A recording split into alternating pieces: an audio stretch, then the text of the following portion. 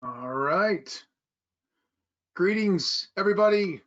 Welcome to the Wednesday, August 5th, 2020 episode of Free Webinar Wednesdays. This is Eric Cook here, coming to you from beautiful northern Michigan, our cottage on the shores of Houghton Lake. I am WSI Digital and now the linkedbanker.com. Pop out to either poweredbywsi.com or the linkedbanker.com to learn about us and all the stuff that we do to help community bankers fulfill their awesomeness online. I don't know if that's necessarily a tagline that's going to stick, but I'm going to go with it. I am really excited to bring you today's show. I've got a few things that I want to talk about, and then I might do a little rant at the end because I've got something I want to get off my chest, and if you'll indulge me, but we'll see. So anyway, before we get started, today's show and all shows are recorded and made available when I get around to it on freewebinarwednesdays.com. So I know I'm a little backlogged. The show we had last week with Ellie from our team was pretty awesome. We talked about Instagram stories and TikTok and a bunch of different ways to build out your brand online and use some cool tools and some apps. And I just have not, unfortunately, had time to push that out to Free Webinar Wednesday. So I think there's 2 or 3 shows that I got to get out there. So this has been a super busy couple of weeks. And as you may recall, I was down in Pennsylvania. Technology wasn't exactly the best as it related to Wi-Fi connectivity and data speeds. So I didn't get a chance to upload those. And then when I got home, boom, all of a sudden things just got super busy. So it is on my list. I'm hoping to get a little bit of weekend time to hunker down and get those things taken care of. So thank you all for your patience while we get that organized. I've got my Amazon shop up, and I think I've talked about this before, but as I was sipping some coffee out of my Ember mug, the one thing that I love about this is it keeps my coffee warm all day long. It sits on a little pad, it recharges, it's got a Bluetooth connector that tells my phone exactly how warm my coffee is, which might be a little overkill. I don't know as if I necessarily need that. But as I was sipping my coffee and jotting notes on my Rocket book, I thought I would just use today's show just as a quick reminder, because I do get a lot of questions from folks wanting to know about the gadgets and the little gizmos that I use. So you can go to the amazon.com/shop/Eric Cook. You can see the Ember mugs in there. Got a couple of other cool tech things. And then from a productivity perspective, got my Rocket book with notes, which is the erasable note taking, scanning, OCR, character recognition platform. So it's pretty awesome, and a few other things that I use on a regular basis. So you can browse around, and if you're looking to spend some of that money, since we're not going out to restaurants and we're not traveling and we're not doing anything that would cost us to spend money otherwise, you can go out to Amazon and give them some of your hard-earned money. I'm sure they'll appreciate it and make Jeff Bezos an even richer guy than he already is. So enjoy, and if there's a cool app or a gizmo or some sort of a tool that you use that you think is pretty awesome that you want to make me aware of, go ahead and drop a note and let me know. I thought what I would do is share with you, because we have a lot of my banker friends that will join Free Webinar Wednesdays, and I thought I would just share a couple of upcoming events that I'm going to be at, and one of those is an event that I was already at. This is a new channel. I love the name Badass Banking, and so you can see there's my little picture right down there, ex-banker turned branding on social media. So I was busted out my my Home Depot glasses because the other ones that I had been wearing are at the bottom of Houghton Lake after having a little too much fun on a wave runner with my niece. So those disappeared, but you know, Home Depot, $9, they look pretty cool. And I actually got somebody on Twitter that complimented me on my glasses. So I guess I've got that going for me. But if you go over and you just do a search and you're interested in banking and kind of the badassery that we're trying to bring back to the world. Brian Claggett is the guy behind the scenes. He's the one on the right-hand side of all of the interviews. And so he's created this channel. He's got a YouTube presence that he's starting to build. He's created a Twitter account.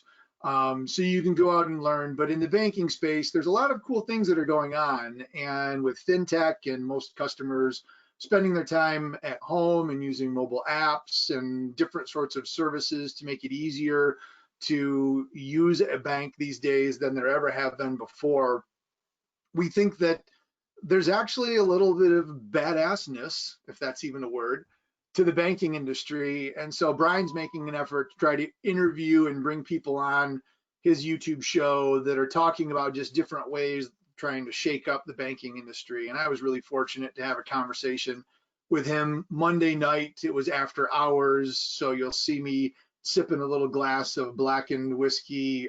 If you're not familiar with that, it's actually aged in barrels to Metallica music, which is pretty awesome in and of itself. So hop on and go out to like Blackened American Whiskey. I think you can Google search for them and hear their story, or Blackened Whiskey, maybe that's the URL.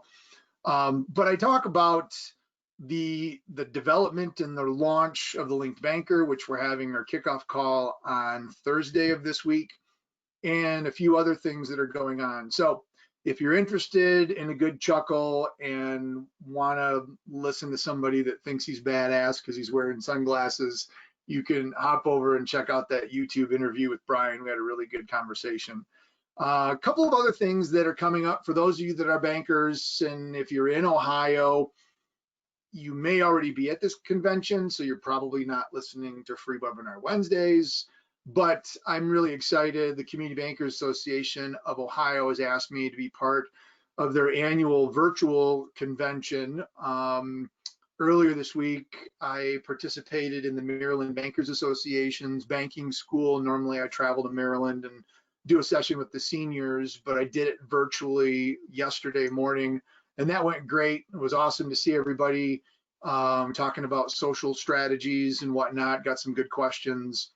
But the annual convention for the CBAO is coming up, so you can see I'm listed. Of course, I'm way at the bottom, but listed on there. The thing that I'm also pretty excited about is Peter, who is an attorney over at Hunt & Andrews and Kurth.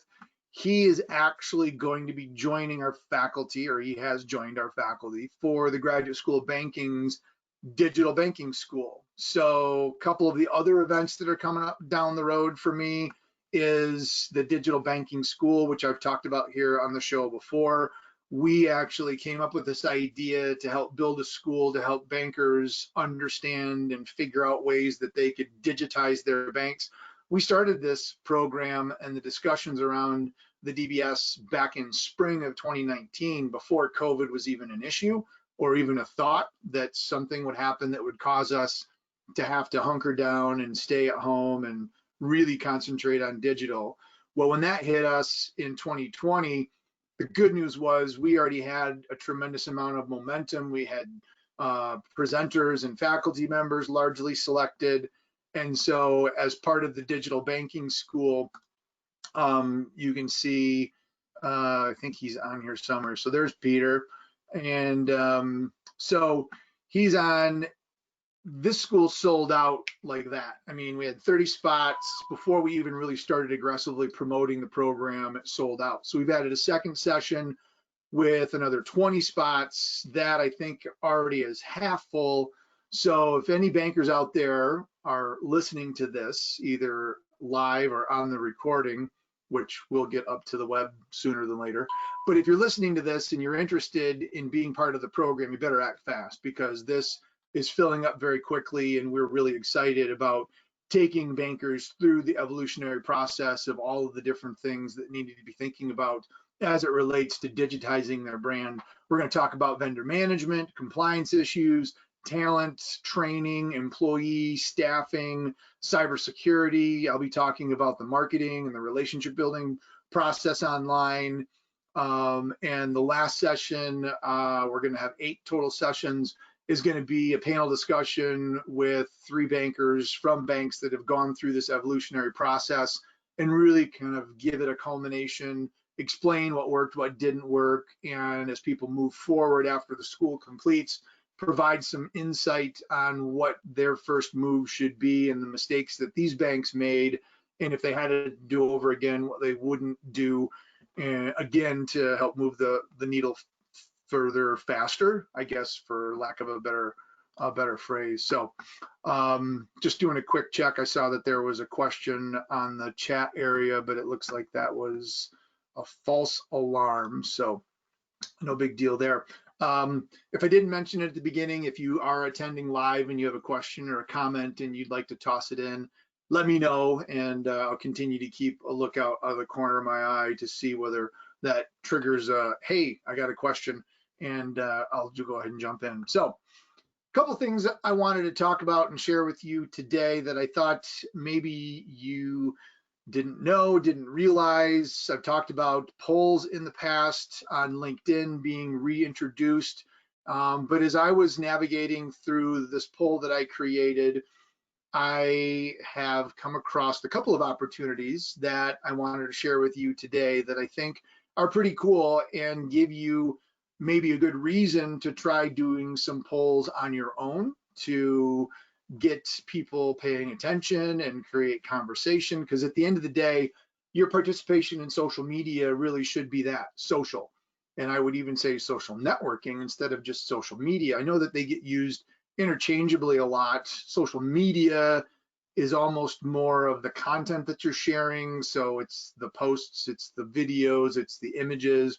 Social networking is more of the process where you're developing content and seeking to build a conversation or interaction or grow your list of connections with one another. But they both are pretty much dependent on each other, because if you don't have media and content, there's really no reason to network and interact. So most of the world pretty much just uses them interchangeably. But if we take a look at this poll that I created, and I selected 2 weeks, which is the longest period that you can do a poll for. You can do like 1 day, 3 day, 1 week, or 2 weeks, I believe, are the options when you create a poll.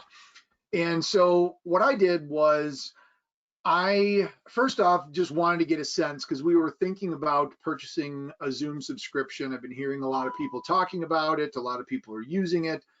I know that there were some concerns as it relates to security and privacy, but I think they've done a good job kind of filling those gaps. And the thing that GoToWebinar, GoToMeeting, and some of the others don't offer, like custom backgrounds, or which means, you know, while I'm working here in the spare office up at the cottage, I got to make sure that the trundle bed is made up. But you can see this cool Link Banker poster. So I guess, you know, that's not too bad. But you can do things like cool backgrounds, and there's a lot of other platforms out there that are allowing for integration with the Zoom platform. For example, on the linkbanker.com, we're actually using a platform called Thinkific to run our forum and to be delivering educational content. So down the road, if we decide to offer little mini lessons or courses, or anybody that subscribes or joins the Linked Banker community gets access to a course, which is really just a video from me welcoming them into the course. But that Thinkific platform recently announced, it's in beta, but the ability to go live in a course using Zoom integration. And so while we're going to be conducting mastermind calls and group coaching sessions, we may actually be able to build those into courses, kind of, if you want to call them that. And then people can join that course, but then participate in the actual live stream video webinar conference. But then when it's over, that content can actually then live on. So if somebody joins the Linked Banker 6 months from now and they want to participate in the August kickoff call, they'll have the ability to do that directly from within the Thinkific platform. And so GoToWebinar and some of their platforms don't have that type of integration. So I just wanted to get a sense of what people were using, what platform they're the most comfortable with. So I created this poll, and when I created it, I understand and I know the power of hashtags, because if you use select hashtags that allow for you to put in keywords that other people might be subscribing to or searching for. So you can see I put in video calls, I put in webinar, I put in LinkedIn polls because this is a poll. And so anybody that was following those hashtags may have had, or at least it increased the likelihood that they would see that I posted a poll to the website or to LinkedIn, and they might catch it and then participate. So as I walk through, and if you were to visit my profile and take a look at my activity and see this, you're not going to see the results of the individuals. You're going to see some of this high level stuff, but you're not going to be able to jump in and actually take a look at the votes. Now, the thing that this did was I indicated, is your favorite not listed, share in the comments below. So when you craft a post, and we'll be talking about this in the Linked Banker as well, but when you craft a post or you create any sort of content for social media, it's a good, or social networking, there I go, using them interchangeably. But if you create any content for your social platforms, it's a good idea to think about how you can structure that as not an overly obvious question, because you don't want to make it sound like you're trolling your audience and kind of being cheesy about trying to get comments and interaction. But what you want to do is figure out a way that you can post something that will invite someone to comment and engage and interact with you. Because if you do that, then the platforms that you're using, whether it's LinkedIn or Facebook or Instagram or any of the others, they're going to see that there's of interest between the viewers and the creator, which is you, which is going to increase the likelihood that you're going to be seen on a more frequent basis because the content that you're producing is getting interactivity. And that's what all the platforms are really shooting for, is interactivity and trying to get people to work and interact with one another and build these conversations. So you can see that I've, if your favorite's not listed in the poll, please feel free to share in the comments as well. And so I had some people say that WebEx, some people say Webinar Jam, some people said Blue Jeans, but I also got a lot of people that commented, and I've been very careful and attentive to making sure that everybody that posts a comment, I like it, I engage, I interact with it, I say thank you very much. I want to make sure that the interaction is there, because if you're not interacting with your visitors or your followers or your interactors themselves, then you're missing out on opportunities, and you have no idea where there might be a potential opportunity for a connection or a potential discussion that would lead you to maybe some business opportunities. And you certainly aren't interacting with each of these as if you want to try to sell them something, just like you wouldn't go to a cocktail party and immediately meet someone and go, oh, I build websites. Can I build you a website? Do you need a website? That's going to push them away. But if you start conversations and people get to know you and you get to know them, the dance starts. And at some point down the road, if that is consistent and there's a mutual interest, then that relationship can spark and you can have a connection. And the next thing you know, you might be talking about ways to do business with one another. So a lot of conversation, a lot of interaction, which I thought was awesome. I learned a couple of things, which is pretty cool as well. By and large, Zoom tends to be the favorite. Microsoft Teams is making a pretty good, and then you've got Meet and Webinar kind of at the bottom. So our decision to invest in a Zoom account was certainly substantiated by this, because a lot of people are pretty comfortable with it. The only ones that really said that they weren't super comfortable with Zoom are being restricted that way by their business, because they looked at the Zoom security and they're still not to the point where they're certain that they've got the things taken care of. But by and large, I'm not talking about national security type stuff. So I'm pretty confident that they've got at least the basics and more security as far as what they were running into with Zoom bombing and unofficial people or uninvited people taking over meetings and those sorts of things. So, but the cool part that I want to share with you that led me to the next thing that I've discovered is, as I was going through and looking at the votes, so when you do your own poll, what's pretty cool is, as you look at the votes, you can start seeing who is actually engaging with the different areas. So I can see who are the 73 people that voted for Zoom, Teams, Google Meet, and GoToMeeting, GoToWebinar. And what you'll notice is there are first tier connections, which I think it's pretty logical to say that you would expect your first tier connections to be interacting with you because they're the ones that you're connected with. But what I didn't expect was, one, it's kind of cool that second tier, and if I scroll down to the very bottom, I think there might even be some third tier connections, if you can believe that. So let's kind of scroll around and see there's a second, there's a second, there's a second, mostly seconds. Anyway, I've seen some third tier connections, which means in order for a third tier connection to show up and to participate, someone that you know has to vote. And then what happens is their connections get a notification that says, hey, Joe Blow, or in this case, like Tanner, for example, Tanner's connections get a notification that says Tanner's participated in a poll. And if they're like, I wonder what Tanner's voting on, and they might not be a connection of mine, they would go to that poll and maybe they would click on it. And if we go up to the top, and I don't know if Peter is or isn't, but, and there's a third, so you probably all said, hey, goofball, there was a third tier connection at the very, very top of your list and you didn't see it. So I see it now. So thank you for reminding me of that. But let's say Peter is a connection of Tanner's. Peter then could come to my poll and he could vote. Now, if Peter votes, it's going to say Peter's voted in a poll, and maybe Balara, I think that's how I would pronounce that name, I don't know, the lead UX copywriter individual there listed as a third tier connection, she might be connected to Peter. She's going to see Peter engaged on a poll. She might click on that, go to the poll, and then offer up some sort of a response, which is what she's done here, and she's voted for Zoom. So you can see that if I'm interested in growing my connections, first tier, yeah, that's great, but now all of a sudden my first tier connections by participating are helping to spread the word. And if you create content that sparks conversation or interest or it's something that other people would like to participate in, Peter might be somebody that I would like to connect with.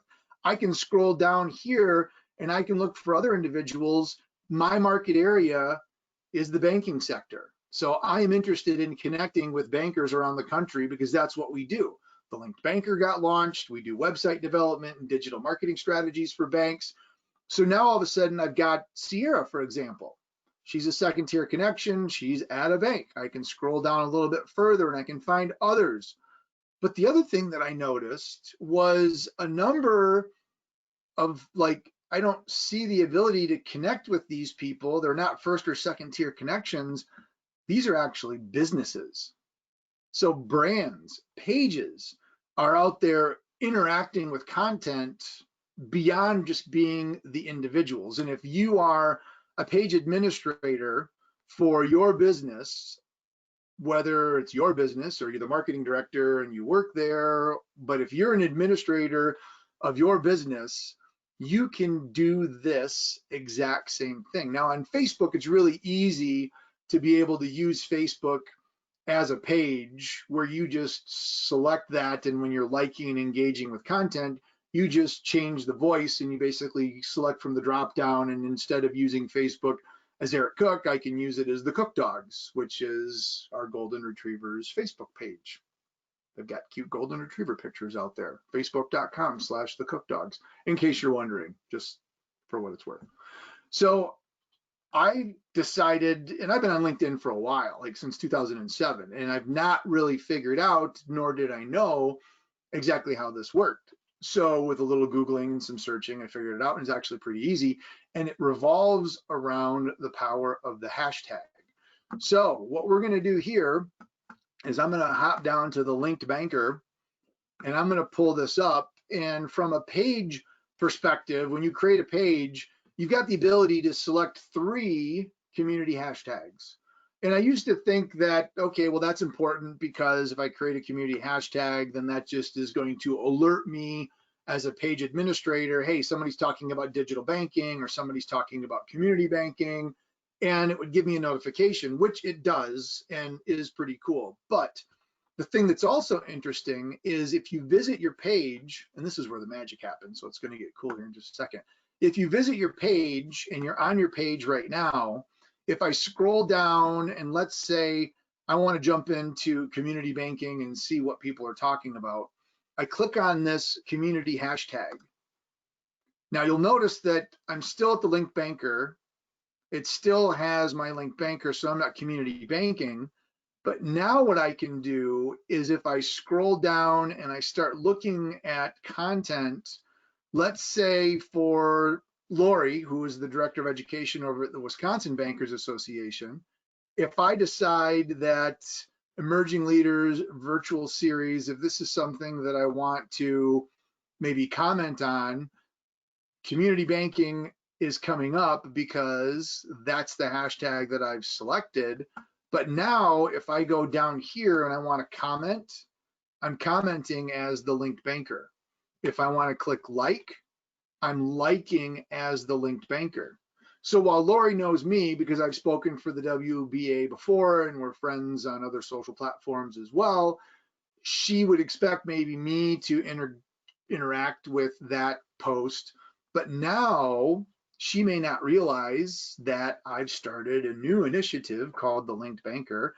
And if I go through here and I click on like and make a comment, when she goes into her statistics, instead of seeing Eric Cook, she's now going to see the Linked Banker. And that might spur her to go back and go, well, who is the Linked Banker? What is this? Oh, that's Eric. I know Eric. Well, that's pretty cool.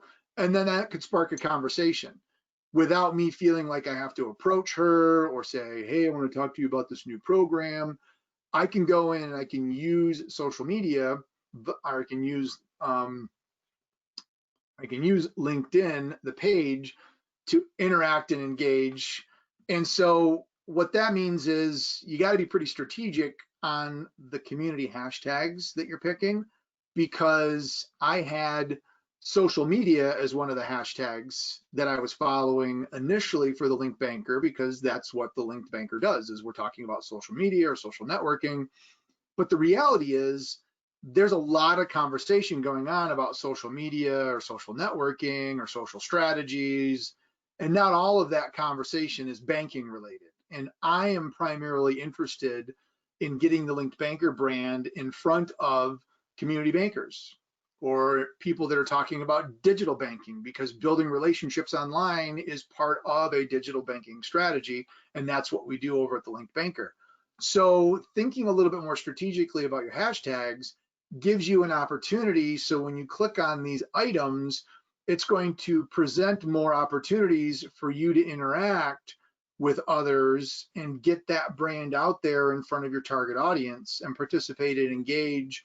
So like Jim Maru from the Financial Brand, this would be a really good one as well, where I could go through and I could interact and inject some thoughts and some ideas. You can see that there's no comments on this. And so depending on how out there and obvious I want to be, I could really spend a lot of time, instead of just being satisfied with the fact, if I go back to the linked banker, I think we've got 21 followers. If I wanted to grow that volume of followers, I could go in and I could spend some time interacting with other posts that are digital banking and whatnot as the linked banker. You could even strategically go through, swap out some hashtags. So if you're viewing LinkedIn as an individual and you happen to notice that there's some people that you'd like to influence and they're using hashtags that aren't one of your three, there's nothing to say that you can't change that hashtag, go back in and then see what people are talking about. I don't know as if LinkedIn has a limit on the number of times that you can swap out your hashtags. But if I decided that I wanted to see if fintech had any articles or opportunities for me to engage, I could take one of these, I could click edit and I could swap out one of them with fintech, and then I could jump back in, engage and interact from a fintech perspective, and then hop back in and maybe change it back to banking in general. So hopefully that gives you some pretty cool ideas of ways that you can leverage how to take a brand page and use it on LinkedIn to get your brand page a little bit more visibility. So hit me up in the comments or the questions if that didn't make total sense or if that did make sense. But I'm pretty excited about this. Now, there are a few people that I've told this to, and I'm always very transparent, and I'm not big on secrets. What you see is what you get. Part of me could have said, oh, I should really know this. And the fact that I just learned this now, I'm supposed to be a digital expert, I should probably just shut my mouth and not tell anybody. But that's not who I am. So there have been certain individuals that I have like bragged about this, and they're like, yeah, you've had the ability to do that for a couple of years now, which is totally fine because there's so much stuff on the internet that you probably should know, but you don't, that this is just one of those instances. So if you already knew this, awesome for you. You're super smart and you nailed it before I did. But if you didn't know this, now you do, and you can take this newfound knowledge to build your brand and generate some awareness. So enjoy that little tip. The last thing I want to talk about, I'm going to rant a little bit here. So just because I can. So I'm going to just get my control panel out of the way here. I don't know how many of you have actually seen this cartoon. It's from 1993, which is like a year after I graduated from college. So the internet was just in its infancy. And this showed up in the New Yorker. And I apologize if that's a little small. Let me see if I can blow that up a little bit for you.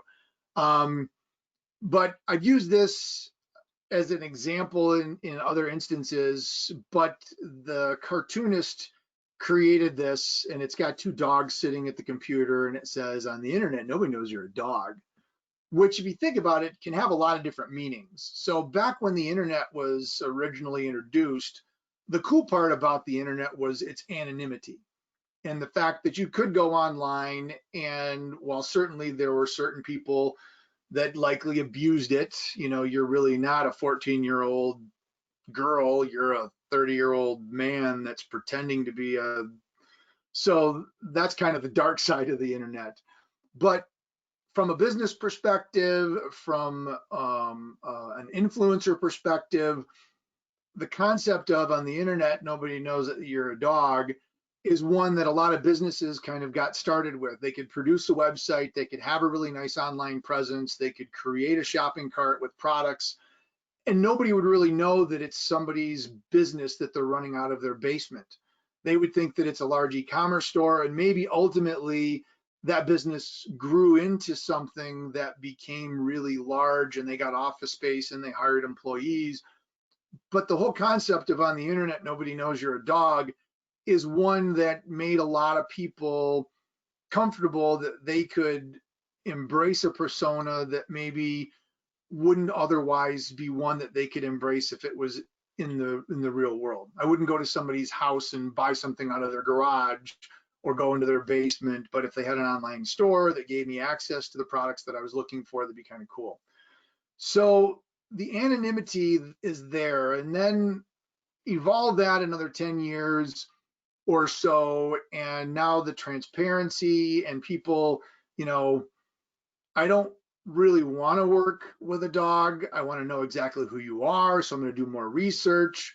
And so some of this was like transferred in a different direction where, okay, people are going to figure out if you're a dog or not because you really have to be who you are. And if I purport to be one thing when I participate in social media and I give that outward appearance, there's a lot of falsehood that I would have to create if I wanted you to think that I was something that I wasn't.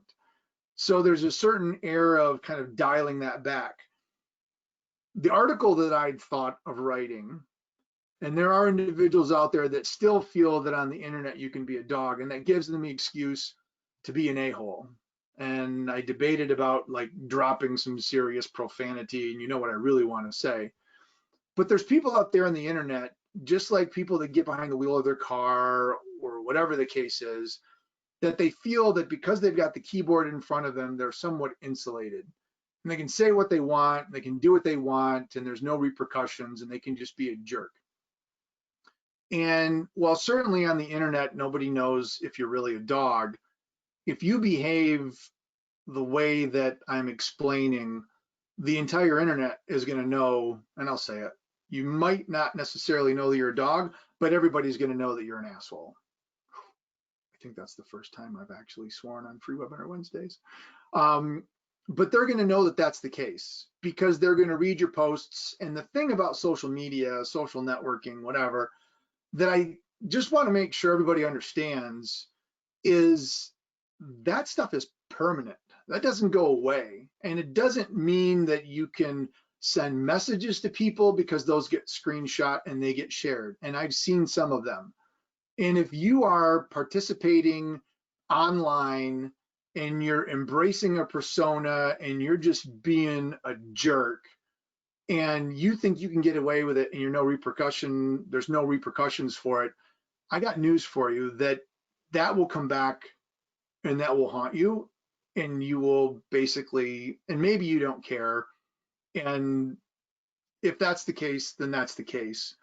But I've had the unfortunate circumstance of experiencing some of this. One of the very early things that I experienced, which really grinds me, is one of the big reasons why I'm doing what I'm doing is while I was a banker and I met someone at the Graduate School of Banking, I had started doing web development on the side and was doing the bank's website.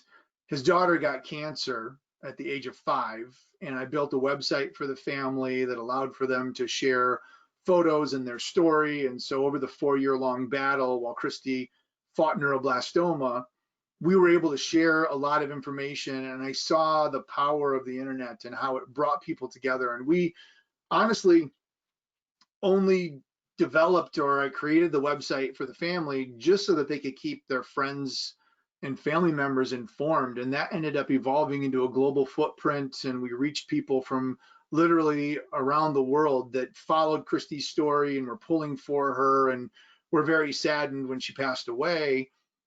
But we also had people that were taking her photos off of her website and using those photos to pretend that they were the parents of a little girl that had cancer, and they were using it to raise money falsely and to collect. And so every once in a while we would find one of these fake sites, and it was difficult to track them down. They weren't using their real names, but the internet has got jerks on it, and we couldn't let that, I guess, convince us to not continue to tell Christy's story.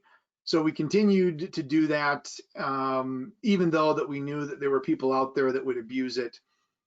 In today's day and age, there's so many divisive things, and I had a webinar with Deborah Gonzalez, and we talked about the legalities and the freedom of speech and the fact that, yes, on the internet, you can say whatever you want. If you want to be pro-Trump or anti-Trump, if you want to be pro-Confederate flag or anti-Confederate flag, I'm not going to get into that debate. I'm not going to politicize my social media.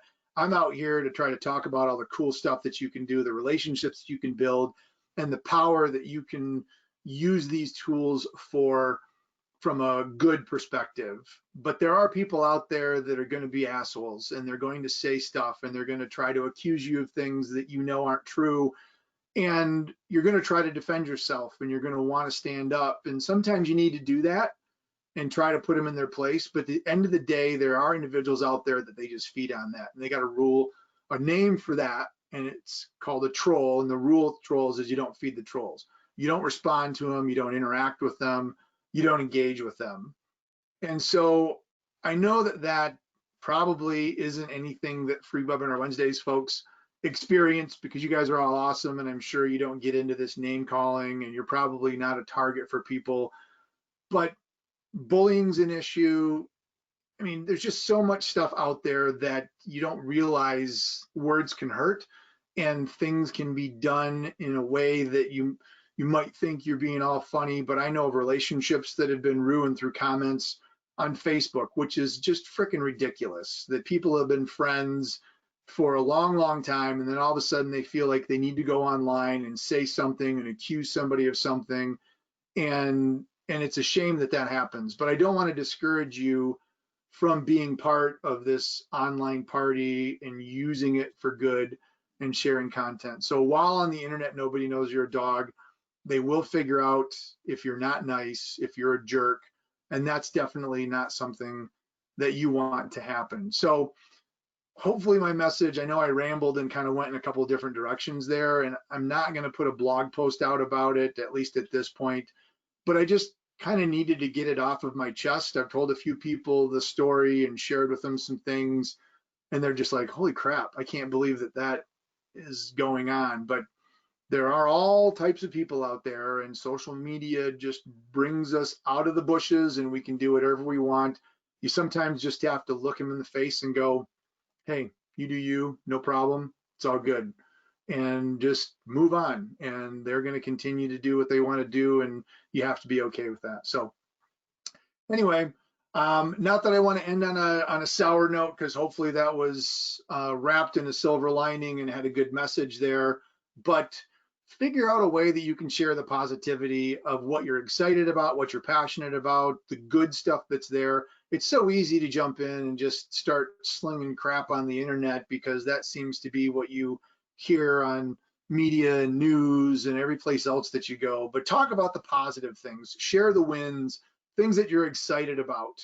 And while it's certainly not going to change overnight, if we just all try to focus a little bit more on the good that's going on out there, I think that's going to help us, at least when you go online, have a better experience. And the people that don't want to get on board with that, screw them, just let them go, let them do their thing, and they're just going to live their own little miserable, tormented lives, and that's their prerogative. It doesn't have to be you. So with that rather deep and heady public service announcement, I'm going to wrap the show for today. I appreciate you joining me live. I appreciate you watching the recording if you're doing that. Hop out to freewebinarwednesdays.com if you want to check out some of the other shows. And if you are a banker and you need some help, look us up at the WSI side, or if you just want to join a community and get some support to try to take your branding and your personal digital and social efforts to the next level, join us over at thelinkbanker.com. We're not charging for membership at this point. We're just collecting a community of people to get an idea of what it is that you're looking for. I would love to be able to build a community like that that goes even outside of the world of banking to try to foster that positivity.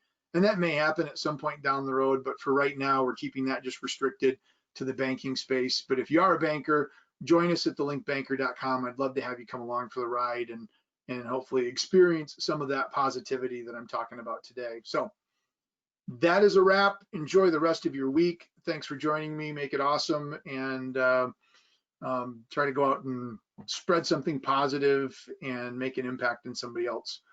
Talk to you later. Bye.